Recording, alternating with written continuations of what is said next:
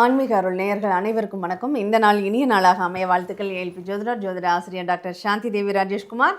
நம்ம இன்றைக்கி ரொம்ப ரொம்ப ரொம்ப சிறப்பு வாய்ந்த ஒரு நிகழ்வை தான் பார்க்க போகிறோம். ஒரு பரிகார ஸ்தலங்களை தான் நம்ம பார்க்க போகிறோம்னு சொல்லலாங்க. பொதுவாக காசிக்கு நிகரான சேத்திரங்கள் அப்படிங்கிறது 6 சேத்திரங்கள் உண்டு. நம்ம காசிக்கு போனால் என்ன பலன் புண்ணியம் கிடைக்குமோ அந்த புண்ணிய பலத்தை இந்த ஆலயங்கள் நமக்கு கொடுக்கும் அப்படிங்கிறது தான். இது காசிக்கு நிகரான ஒரு சேத்திரம் அப்படின்னு சொல்லியிருக்காங்க. அதில் ஒரு 6 ஆலயங்களில் ஒரு ஆலயமான திருவெண்காடு, இதை பற்றி தான் நம்ம பார்க்க போகிறோம். ஏன்னா இந்த முதலாவதாக இந்த திருவெண்காடை பார்க்குறதுக்கு இன்னொரு காரணம் என்ன அப்படின்னா, அதனுடைய சிறப்பு நிறைய பேருக்கு தெரியும். திருவெண்காடுனா நவகிரகங்கள் புதன் ஸ்தலம் அப்படிங்கிறது. அப்போ அதுக்குள்ளே என்னென்னலாம் நிகழ்வுகள் இருக்குது அப்படிங்கிறது தான் நம்ம பார்க்க போகிறோம்.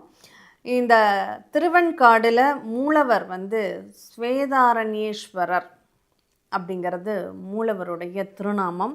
அங்கே அம்பிகையினுடைய பேர் பிரம்ம வித்யாம்பிகை.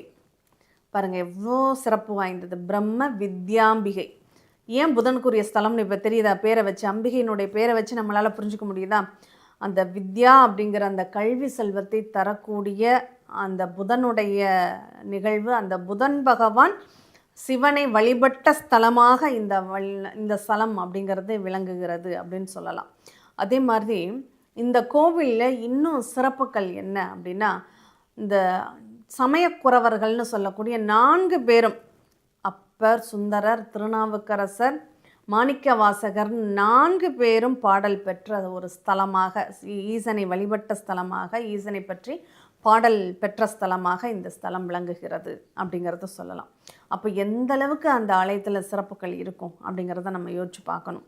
அடுத்து ருத்ரபாத தரிசனம். இந்த காசியில் காசிக்கு பக்கத்தில் இருக்கக்கூடிய கயாங்கிற சேத்திரத்தில் சிவபாத தரிசனம், விஷ்ணு பாத தரிசனம்னு ஒன்று உண்டுங்க. அந்த கயாவில் விஷ்ணு பாதம், அந்த பெரிய கோவில் அது. அந்த விஷ்ணு பாதம்ங்கிறது அங்கே ரொம்ப விசேஷமே. இதில் இந்த எந்த அளவுக்கு இந்த கயாவில் விஷ்ணு பாதம் ரொம்ப விசேஷமோ அந்த அளவுக்கு இங்கே ருத்ரபாதம் அப்படின்னு சொல்லக்கூடிய அந்த வடகால் அப்படின்னு தலவிருச்சம் அங்கே இருக்குது. அங்கே இருக்கக்கூடிய தலவிருச்சங்கள் 3 மொத்தம். வடகால், கொன்றை, வில்வம் அப்படின்னு சொல்லக்கூடிய 3 தலவிருச்சங்கள். அதில் அந்த வடவாள்ங்கிற தலவிருச்சத்துக்கு கீழே இந்த ருத்ரபாதம். இந்த ருத்ரபாதத்தை வணங்குபவர்களுக்கு ஜென்மபாவ தோஷங்கள் நீங்கும் அப்படிங்கிறது இங்கே ஐதீகம். பாருங்கள், இப்போ காசிக்கு போனால் பாவம் தொலைன்னு சொல்கிறோம். இப்போ இங்கேயும் இந்த ருத்ரபாதத்தை வழிபடுபவர்களுக்கு சாபங்கள் பாவங்கள் தீரும் அப்படிங்கிறது தான் இந்த ஸ்தலத்தினுடைய ரொம்ப விசேஷமான ஸ்தலமாக கருதப்படுது. அதை விட இன்னொரு விசேஷம் என்ன தெரியுமா? சிவன் தன்னுடைய 1008 அந்த ஆடல் கலையை இங்கே அழித்தவர் அப்படின்னு சொல்லலாம். ஆனந்த தாண்டவம் புரிந்த இடம் அப்படின்னு சொல்லலாம்.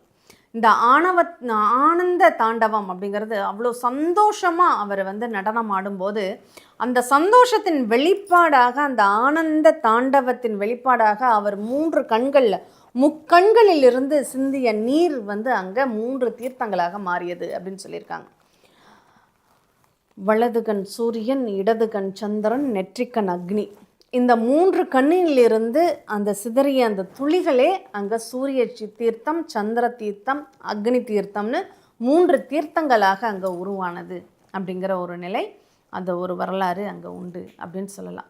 இப்போ புதன் வழிபட்ட வித்தைகளுக்கெல்லாம் அதிபதி, கலைகளுக்கெல்லாம் அதிபதி, கல்விக்கு அதிபதியான புதன் பகவான் வழிபட்ட இந்த ஸ்தலத்தில் இந்த சூரிய சந்திர அக்னி தீர்த்தத்தின் இடையில் இருக்கக்கூடிய இந்த ஆனந்த தாண்டவம் புரிந்த மக்கள் சந்தோஷமாக, நிம்மதியாக, கவலைகள் நீங்கி, கஷ்டங்கள் தொலைஞ்சு ஆனந்தமாக வாழணும் அப்படிங்கிறதுக்காகவே ஆனந்த தாண்டவம் புரிந்த இடமாக இந்த இடம் இருக்கிறதுனால இது காசிக்கு நிகரான ஒரு ஸ்தலமாக, ருத்ரபாதத்தின் நிகழ்வாக காசிக்கு நிகரான ஒரு ஸ்தலமாக போற்றப்படுகிறது அப்படின்னு சொல்லலாங்க.